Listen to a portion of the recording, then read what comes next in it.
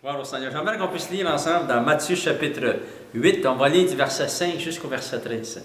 Et nous allons découvrir la 5e étape de la foi. Nous avons vu que la foi commence par une foi qui est faible, une foi qui est temporaire, et aussi une foi qui est agissante. Mais on a aussi vu que nous développons en nous une foi ferme. Comment? Par la prière et par la lecture de la parole de Dieu. Et la parole de Dieu nous amène à croire dans le cœur, dans le caractère, dans l'intégrité, la fidélité de notre Dieu qui peut accomplir toutes ses promesses. Et nous allons voir maintenant la 5e étape de la foi qui est une grande foi. Alléluia! Regardons ensemble, c'est merveilleux. Dans Matthieu chapitre 8, et je lis au verset 5 pour vous. Comme Jésus entrait dans Capernaum, un centenier l'aborda.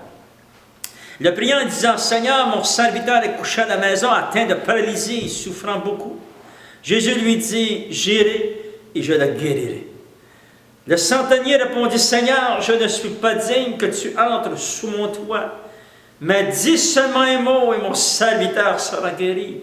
Car moi qui suis soumis à des supérieurs, j'ai des soldats sous mes ordres, et je dis à l'un, va, il va, et à l'autre, viens, il vient.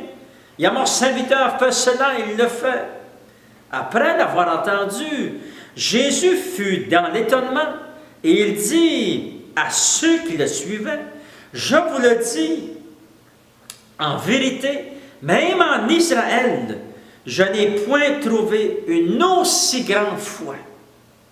Or, je vous le déclare que plusieurs viendront de l'Orient et de l'Occident, ils seront à table avec Abraham, Isaac et Jacob dans le royaume des cieux.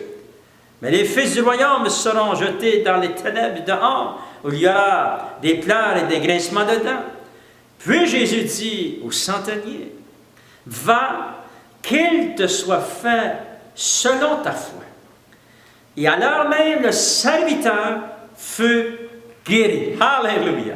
Voyez-vous, c'est merveilleux. Jésus rencontre cet homme, ce centenier, qui, lorsque Jésus entre dans Capernaum, et nous savons que Capernaum, c'était une ville où Jésus a fait beaucoup de miracles. Cette ville est située alentour du lac de Galilée, et puis alentour du lac de Galilée, beaucoup de miracles s'est réalisés à Capernaum surtout. Et nous voyons que cet homme avait une grande foi, Jésus a dit.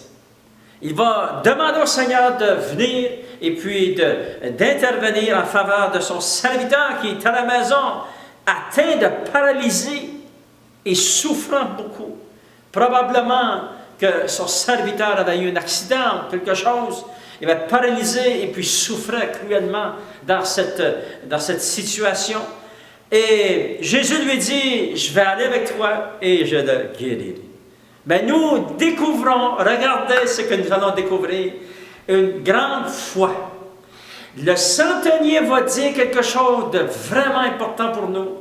Il va dire, « Seigneur, je ne suis pas digne que tu viennes sous mon toit, mais dis seulement un mot, Seigneur, et mon serviteur sera guéri, car, dit-il, moi qui suis soumis à des supérieurs, j'ai des soldats sous mes ordres, je dis à l'un, va, il va. Mon serviteur vient, il vient. » Et Jésus va dire, après qu'il a donné ces exemples, Jésus va dire, « Je vous le dis en vérité, même en Israël, je n'ai pas découvert une aussi grande foi. » Et là, on se pose la question, pourquoi Jésus dit-il cela?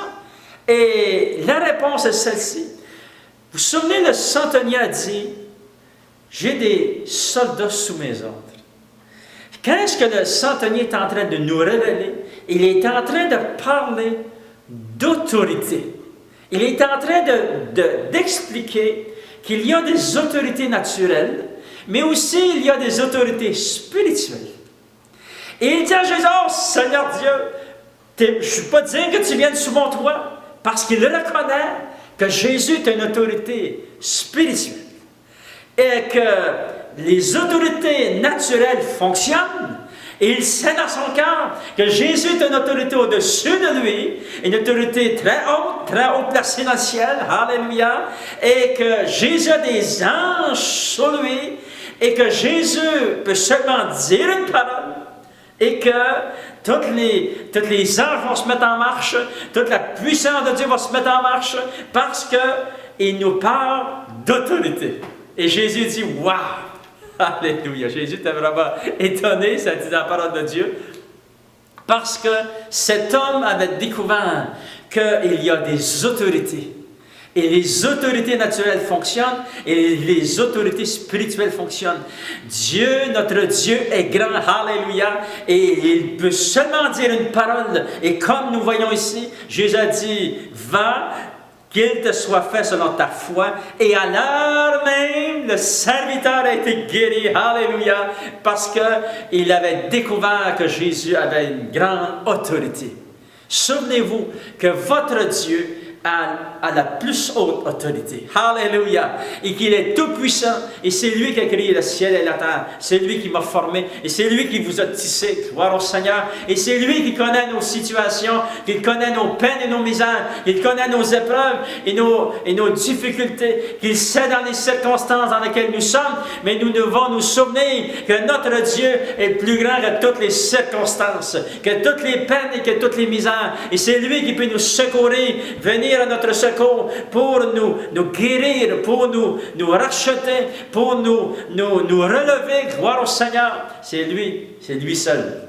Et il peut seulement dire un mot. Vous savez, un mot de la parole de Dieu peut vous sauver. Je me souviens lorsque j'ai donné mon cœur au Seigneur. Un jour, j'ai dit à Dieu, je te donne ma vie, Seigneur. Et je ne la reprendrai pas, Seigneur. Je te donne ma vie. Une parole a fait changer ma destinée. Et le Seigneur, j'ai ressenti dans cette journée-là que le Seigneur m'avait pardonné.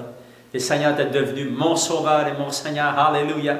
Juste une parole de Dieu peut transformer toutes vos circonstances et tous vos chagrins. Il peut les prendre, vos chagrins, et les changer en joie. Alléluia. Il peut prendre vos maladies et les changer en guérison. Parce qu'il est le Dieu Tout-Puissant. Souvenez-vous de ceci en terminant. Souvenez-vous que notre Dieu est grand et qu'il a la plus grande autorité. Et souvenez-vous que le Seigneur agit non à cause des circonstances, il agit à cause de sa parole. Il agit pas à cause que nous sommes dans la détresse, il agit à cause qu'il nous aime, parce que c'est écrit dans sa parole. Il va agir parce que la parole de Dieu le dit, alléluia. Il agit à cause de sa parole. Et je prie maintenant au nom de Jésus. Je prie, Seigneur, oh Dieu, que tu puisses intervenir, que tu puisses secourir, que tu puisses relever, que tu puisses bénir financièrement, que tu puisses intervenir dans les situations qui sont vraiment difficiles pour ton fils et ta fille. Je prie, Seigneur, oh Dieu, que tu interviennes financièrement, que tu envoies la multiplication, que tu envoies la guérison, que tu envoies la puissance des miracles, la puissance de la résurrection et la puissance des révélations, Seigneur. Bénis, Seigneur, chaque foyer au nom de Jésus, je t'ai prié. Amen, à toi la gloire, Seigneur.